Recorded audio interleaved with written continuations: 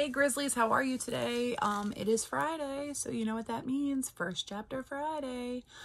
So last week I shared with you the story Out of My Mind, which was written by Sharon Draper. And then that got me thinking that I wanted to share with you one of probably my most favorite Sharon Draper books with you, or the first chapter of my most favorite Sharon Draper book with you. This is called Forged by Fire. And this book is part of a trilogy called the Hazelwood High trilogy. This is the second book. And we have all three in our library and in my classroom library. And I think some of you maybe have actually read this because a couple of you I know were interested in this in the beginning of the year. But this book was introduced to me by Mr. Morris, who some of you may be lucky enough to have next year. And he said this is one of the favorite books in his class. So I bought a set and I read it myself. And I was like, yes, of course, kids are going to love this one. So it just got me thinking that, you know, last week I shared Sharon Draper with you. So I wanted to share with you, like I said, my favorite Sharon Draper. I went into our classroom and I packed everything up and it was so sad the other day, but I was able to grab this. So that was good. I grabbed a couple of books that I wanted to bring home and share some first chapters of with you. Yeah, but it was sad to be in there and weird without all you guys and packing it up all by myself. Cause usually, you know, kids help me do that. And it was just a bummer and I really miss you guys. So anyway, that's enough babbling here, but here we go. Forged by Fire. You're going to like this one. So I'm going to read you the little blurb. Gerald lives happily with his aunt, right up until the day his mother comes to take him back, the day his beloved aunt dies. And suddenly Gerald is thrust right back into the whirlwind of abuse, neglect, and drugs he had escaped all those years earlier. His mom is too busy smoking crack to stay home with her family, leaving her new husband Jordan and his raging, uncontrollable temper in charge. Life would be bleak if not for basketball and Angel, the little sister Gerald never even knew he had, who has been living with their mother and Jordan this whole time. But even more vile truths are hidden in the shadows of their home, threatening to stamp out the small flicker of light left in his life. Is there any way Gerald can save his sister and himself? All right, so this is chapter 1 of Forged by Fire. If you don't sit your stinking, useless butt back down in that shopping cart, I swear I'll bust your greasy face in, she screamed at the 3-year-old in front of her. He studied her face, decided she was serious, and put his leg back inside the cart.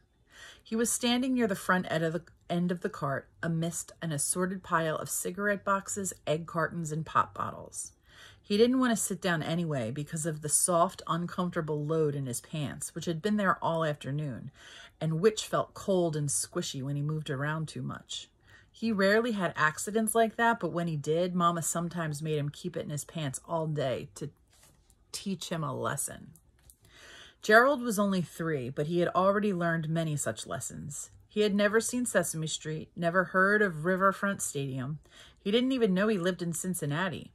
But he knew the important things, like never mess with Mama when she was in bed. Mama got really mad when you woke her up, especially if she had somebody in bed with her. And never touch the hot thing that Mama uses to light her cigarettes, even if that mysterious orange and blue fire that comes out of it like to tease you and dance for only a moment before running away.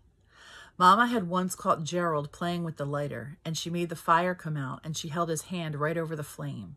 It wasn't his friendly fire dancer, though, but a cruel red soldier that made his hand scream and made him dizzy with pain, and he could smell something like the meat Mama cooked, but it was his hand.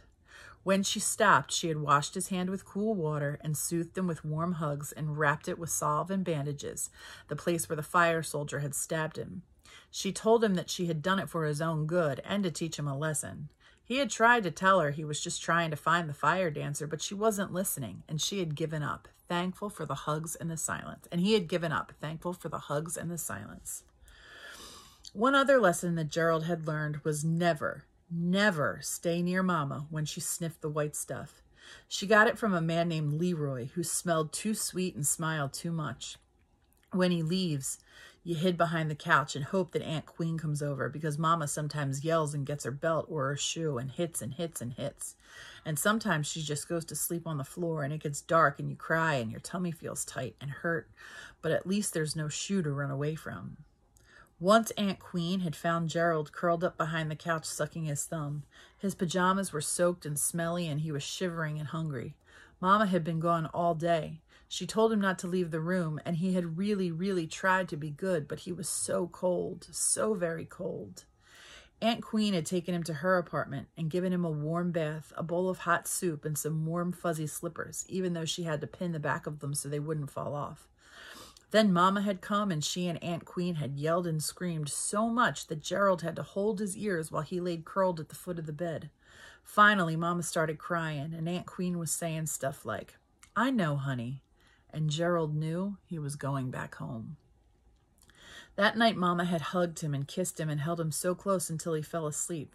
Gerald had felt so warm and special and golden, like he wanted to feel like that forever. He knew his Mama loved him. She had brought him a G.I. Joe man last week, and it wasn't even his birthday or Christmas or anything. And most days she combed his hair and dressed him in clean clothes and told him to say yes, ma'am to grown folks. And sometimes on really good days she would hug him and say, "You know you're my best baby boy, don't you, Gerald? You know you're my best baby, don't you?" And he would smile. That warm golden feeling would start on his toes and fill him all the way up to his smile. Even though Mama had yelled at him, today was a good day. Mama always yelled, so that was no big deal. Some days he yelled back at her, but then she would slap him, and he'd cry, and he'd cuss at her, and she would slap him until his head hurt. So mostly he ignored her. But today was a good day, a shiny day, he thought. The sun was bright outside against a clear blue sky, and inside the grocery store there were so many colors and sounds and lights that Gerald just grinned. It was always crowded when he went. Other children would be in carts also, and they would pass very close to each other. Gerald liked to pretend he was driving a big, fine silver car down the expressway. Sometimes the cart would be a tank as he passed cautiously through rows of armed, clinged peaches and silent sentinels that looked like boxes of Frosted Flakes. And at the checkout lane, the armies rolled smoothly down the long black road that disappeared under the counter. He started to ask Mama where it went, but it was more fun to imagine that it went to a secret hideout where only sweet potatoes and boxes of oatmeal were allowed. When they got home from the grocery store, Gerald sat on the floor and watched Mama stack the boxes and cans on the shelf. She was whistling. He had never heard her whistle before, and he loved the way she laughed as he tried to imitate her. She changed his clothes and didn't even yell at him for not being a big boy, and gave him 2 cookies and an apple. Then she went into the other room. When she came out, she had changed her clothes, and Gerald thought he had never seen something so lovely. She had on her sparkly fancy dress that Gerald liked to touch. "Mama will be right back, baby," she told him. "I just have to go see Mr. Leroy for a minute. You stay right there and wait for me, you hear?" Gerald started to cry, but he didn't want Mama to lose her good mood, so he just nodded and bit his lip. The door closed, and he could hear her high heels clicking on the steps. And then it was very, very quiet. After he had finished both his cookies and the apple had turned brown on the white parts, Gerald looked for something to do. It was getting dark, and he wanted G.I. Joe to sit with him because the shadows on the wall were getting long and scary. He found G.I. Joe on the floor next to Mama's bed, right next to the cigarette lighter that she had been looking for this morning. Gerald picked it up, and for a time he used it as a gun for Joe. But then it was a log for Joe to jump over. And then it was an enemy for Joe to attack. Finally, Gerald started idly flicking the little red handle. At first, it just made a scratchy sound, and the smell made him cough, and he remembered how he got that brown place on the palm of his hand. Then he remembered the tiny fire dancer, and he wondered if it still lived in there, with the fire sword soldier. After numerous flicks, he got the fire to stay on. He grinned with delight. The dancer was there, smiling at him and bowing for him, changing from splendid orange to icy green to iridescent purple. The lighter flame flickered magically, making golden the purple shadows on the wall. With a sudden inspiration, Gerald shouted, "Hey, Joe, we got a torch!" And he and Joe marched around the kitchen table. Gerald crawled under the table then, flicking the lighter over and over to light the way for G.I. Joe. They fought shadows and monsters. They blew up cities and kingdoms. Gerald made the sound effects, and G.I. Joe dutifully followed his general into combat. As the mighty battle came to its climax, Gerald crawled up on a chair and stood on the kitchen table, waving his arms triumphantly. Mama would kill me, he thought momentarily, if she saw me up here. But this thought passed as G.I. Joe fought the terrible mountain man by the light of only a single torch. But suddenly the tiny light of G.I. Joe's torch was huge and bright, as the tip of one curtain in the window touched the flame. Gerald heard a loud whoosh, and then he turned in terror to see the whole window covered with harsh red flames that crawled and licked and jumped along the windowsill. Gerald scrambled down from the table and ran to his hiding place behind the couch. Mama said stay here and wait for her, he told himself. I know she'll be here in a minute. He peeked around the corner of the sofa and watched flames consume the boxes of cereal and macaroni that Mama had just bought. When the fire reached the bottle of Big K soda, Gerald watched, fascinated, as the soda bubbled, then fizzed. When it finally burst in a loud, sizzling explosion, Gerald jumped back behind the sofa, coughing and wheezing from the heat and the smoke. He curled up in his usual position then, thumb in his mouth, crying softly. He thought about his mama and how pretty she was. He wondered if G.I. Joe would ever find his way back.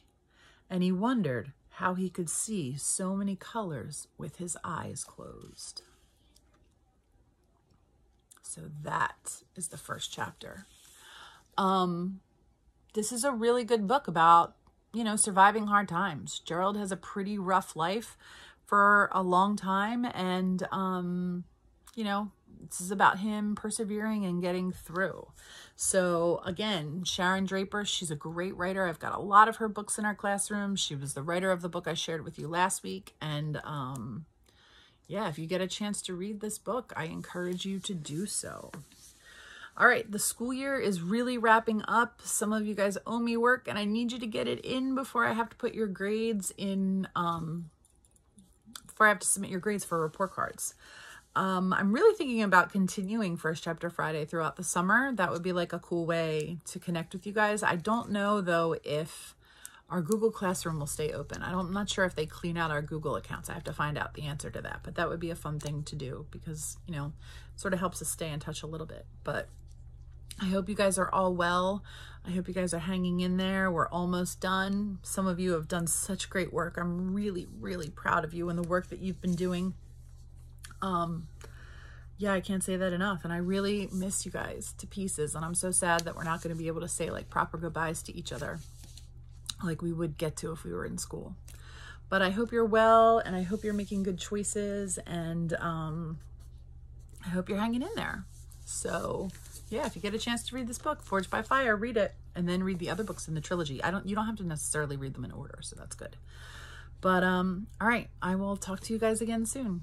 See you later. Bye-bye.